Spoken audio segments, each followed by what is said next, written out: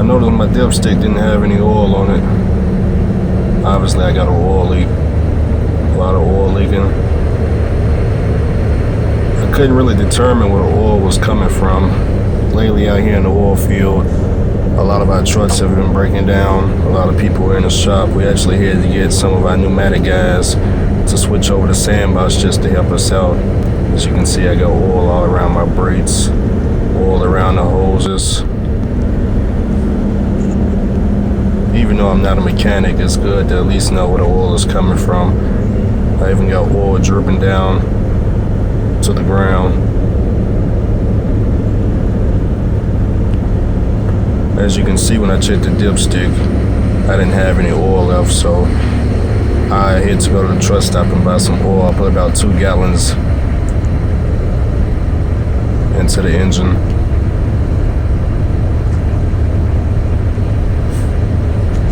Working out in the oil field, it's not too great to go through the scale houses. They like to pick on the sandbox drivers and the pneumatic guys. And when you're working in the oil field, you get on them lease roads and your truck kind of fall apart. Something always goes wrong.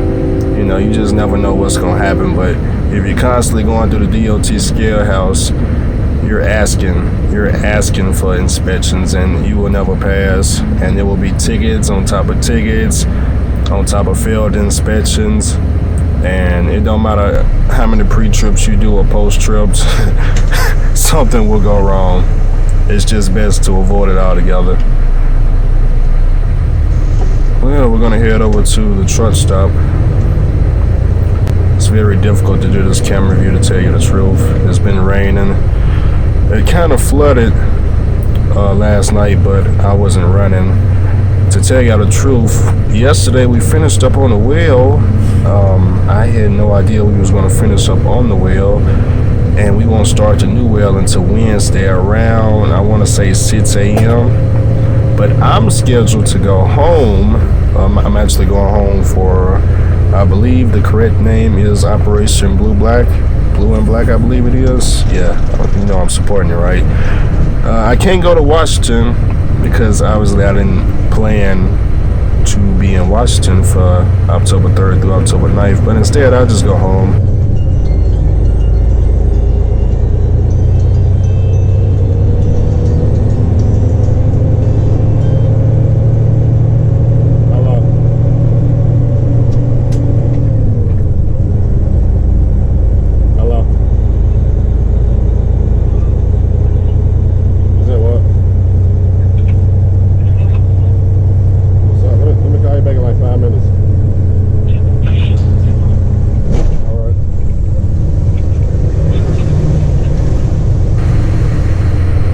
Out here in the oil field, you'll notice when it rains, there's nowhere for the water to go.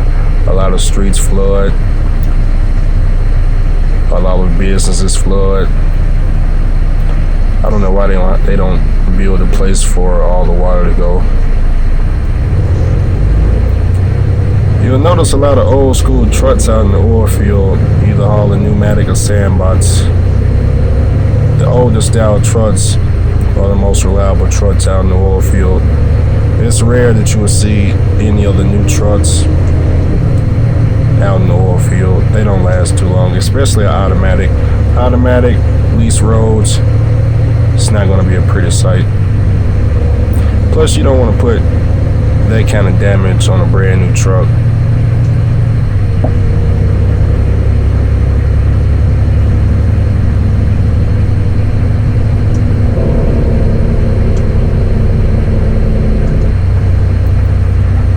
Truck stop isn't that far away. It's actually up here on the right, maybe about 3 minutes away. It's the only truck stop we pretty much have out here where we can actually go in and get a bite to eat. It's not a restaurant, but it's mostly just snacks. You know, the usual chips, candy. You can get some form of burritos there. Plenty of drinks though, cold drinks, water. I'll say that's about it. You know, nothing too special. It's a small mom and pop truck stop that's pretty much soaking in all the money. I know y'all seen that Pro Star over to the right. That Pro Star has not moved since I came out to the oil field. It's actually got a Max Force under it. that explains why it hasn't moved since I've been out here.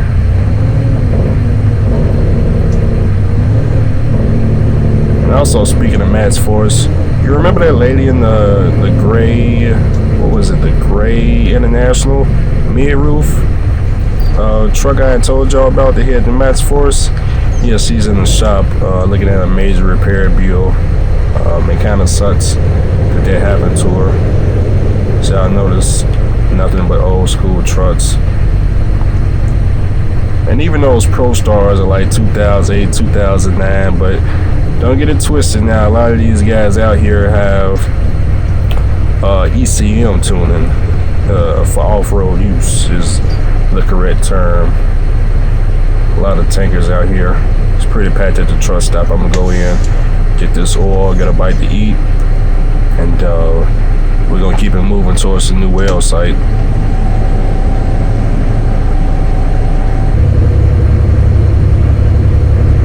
Alrighty, we are heading out to new well sites.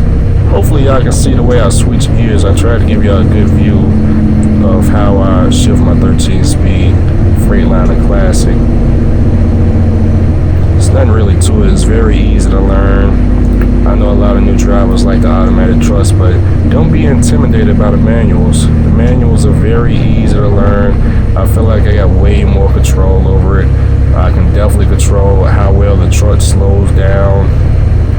It's nothing to it, guys. And when you go to school, a lot of you guys are spending $4,000 to $8,000 to $12,000, and you're spending that kind of money to learn how to drive an automatic. It's ridiculous. If you're gonna spend that kind of money, go ahead and learn how to drive the manual. And yes, I can talk while I drink coffee at the same time. It's magic. It's magic. I'm telling you, it's 100% magic.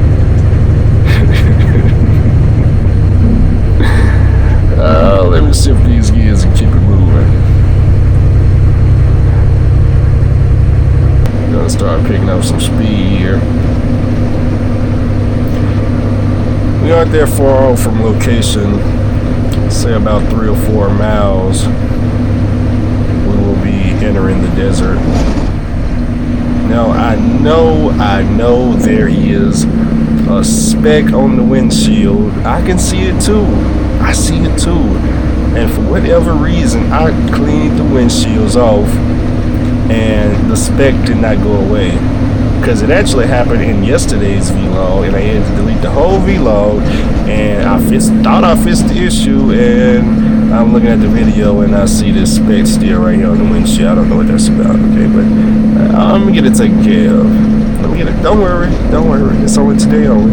I know your eyes are gonna be stuck on the speck on the windshield, but up to the left we're gonna be entering the desert. Now, at night it is very difficult to notice where to turn in at, so pay attention. During the daytime it's a lot easier to find. Of course, we got a truck coming. Obviously I don't want y'all to see the logos on our trucks. It's not my fault that I can't show the logos. I can't show the logos, guys. I mean, why would I want to show the logos? So y'all can try to get me fired? That's what y'all good at, right? Hating. A lot of people are hating for no reason. And now I'm just playing. I cover up the logos because by covering up the logos, it guarantees me and a lot of oil field workers out here will have no issues. Truth be told,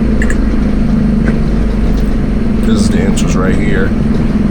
When you come out to the oil fields, you know, every company has different people that they work with as far as customers. We have our own unique customer. So no matter what other company you go with, the money is going to all be different. You know, you may go over to Sandbox Logistics and they may not charge what we charge our customers. You know, they may charge less, they may charge more. I have absolutely no idea. I just know we charge our customers. And speaking of how much we charge our customers, somebody wanted to know if the guy in the last video was telling the truth about how much he take home. Well, you know, a couple of videos back I had told y'all that the owner of my truck, he had grossed $7,200. Obviously I got 25% of that, which was $1,800, plus I got a $200 bonus, which brought me up to $2,000, right? So if he got $7,200 gross, this is sandbox, of course, 7 times 4, that's like $28,000 for the month, guys. So the guy owns the truck. The only thing he's paying is bobtail insurance and fuel, and the fuel bill is probably like, let's just say it's probably like $1,500 for the month. I mean, these are short runs, man. You gotta understand, we only going like 15-30 miles. The fuel bill is not insane. We're not OTR. We're not over the road. So, you know, how much profit he get to keep? I mean, if he don't have a truck note, he's only paying for fuel, and bobtail insurance is probably like, I don't know, $300 for the month. You know, I'm not too sure. The trailers are all the trailers belong to the customer, so there is no trailer fees or insurance or anything like that involved with the trailers. That's all taken care of by the company he's got the truck leased on with. So now, of course, with pneumatic does pay more. So if my owner of the truck is making $28,000 a month, of course that's assuming I did, you know, how many loads did I do? 19 loads that week. That's assuming I did 19 loads every single week, which can definitely be done. Okay, just not this week, because the whale, we got a new whale, so obviously this week won't be no 19 loads. Actually, to tell you the truth, I'm only at 6 loads. I've been doing 2 loads a day, taking it easy, because you know, if y'all here in the desert with me, you know, we had a real bad rainstorm, and I don't have the pole to the sandbox. Y'all know I can't open my trailer and close it. Well, you know, once I get the door open and they load me, I don't have a way to close the door back, so I can't really take a load when it's raining, because if all that rain get in the bots, you know, the customer may not take the bots. So that's why I was flooding things. It's kind of hard for me to get work done without that pole. I know y'all were thinking, did I jack a pole from somebody? Yeah, you know, the thought did cross my mind. I actually saw a couple of drivers who had went home and they pretty much left their trucks parked at the truck stop. They were running sandbox, and I was thinking, man, why don't I just go park this to them and take their pole? But because I'm going home this week, what's the point? What's the point? I mean, I can go another 2-3 days without the pole, because I'm finna be gone a whole week. So what's the point? They gonna be back. They need the pole more than I do. So no, I didn't take anybody's pole. But the thought did cross my mind. Maybe in the future, you know, maybe in the future. We are getting closer to the new location. I was told to just follow this road and it should run me right into where I'm supposed to go. This is the lease road, by the way. If you go too fast on it now, I done seen people pop steer tires. That's like the #1 tire that magically blows out here in the desert on this particular road. It's always the steer tire on the passenger side, and if y'all seen the steer tire on my passenger side, it's got to come off. I don't know, it's got to come off. If you look at both of my tires, it looks like I got a new tire on the left side of my truck and an old tire on the right side of my truck. So that tire has to come off. It's gonna pop any second now. And I got a tire back on the drives that need to come off also. It's really no tread on there at all. So I kept straight even though it was a fork. I hope I took the right way. Hopefully right. You know, it does get pretty hot out here, and even though I put the AC Pro 2 cans, I put 2 cans inside the truck. Believe it or not, the air conditioner is not blowing as cold anymore, so more than likely it's got a leak. You know, I know my heater cord is busted, so that has to be replaced. The oil leak needs to be fixed. What else? My transmission air valve is also leaking air, so that's got to be fixed. That's why the truck can't really hold air too much. There's other smaller issues too. Oh yeah, my turbo has to be replaced. I'm only pushing about 8 psi max, so I barely can pull the heels, and because of that, anytime I'm pulling the heel, I gotta turn my air conditioner off, let the windows down, and keep cooling on me. I keep 2 gallons of coolant because I don't have that turbo. The truck is struggling to pull heels, and out here in the desert, I'm kind of overheating, you know. As you can see up there to the left is the new location. Make this left turn here. Follow the road.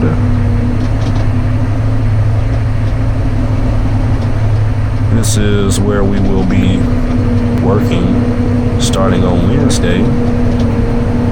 I hate that it's on Wednesday. I was actually hoping to at least do minimum 1,500 this week. I wasn't expecting to do, 2, 3, 4,000, mainly because it was my birthday week and I really didn't want to work too hard. Plus, I knew I was going home, so it's kind of a light week for me now. Except, I wish I would have known that the well was going in, because if I would have known the well was going in, I would have been running real hard, and I would have been at least $1,500 by now. But that was the thing about the oil field is the well ends without warning.